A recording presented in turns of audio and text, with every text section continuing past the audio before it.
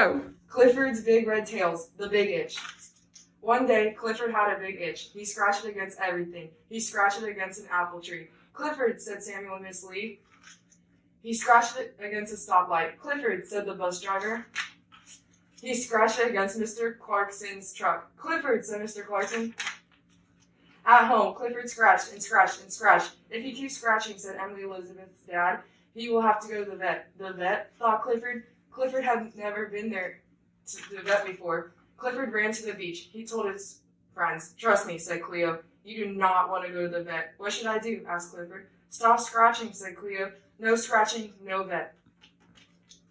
At the library, Clifford tried not to scratch, but he was so itchy. He rolled over and over. Miss Lee looked out the window. Wow, she said. Clifford sure had a big itch. Clifford, cried Emily, are you scratching again? Clifford pretended to play. So did Cleo and T-Bone. You were just playing, Emily Elizabeth asked. Woof, they all barked. Emily Elizabeth had lunch at Samuel's fish and chips. How is Clifford's itch? Asked Samuel.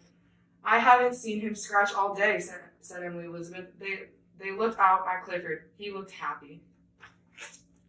And he was happy. Cleo and T-Bone were scratching his back. That feels so good, said Clifford. But soon, Cleo and T-Bone got tired of scratching.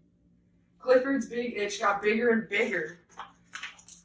Clifford ran down to the beach. He jumped into the water. He rubbed his back on the fairy dog. Clifford, cried Emily Elizabeth. Clifford looked up. It's time to go to the vet, she said. Mr. Don will take care of you. Clifford whined. It will be okay, said Emily Elizabeth. You'll see. The whole family drove to the vet.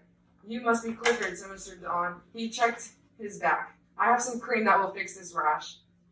Poor Clifford. He's all alone at the vet's office, said Cleo. He's not alone, said T-Bone. Emily Elizabeth is with him, and she would never let anyone hurt him.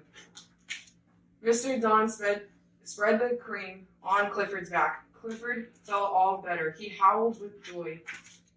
Everyone cheered for Clifford. Clifford wagged his tail. He gave Mr. Don a big kiss. Oh my, she said. I think you've made a friend for life, Emily Elizabeth said.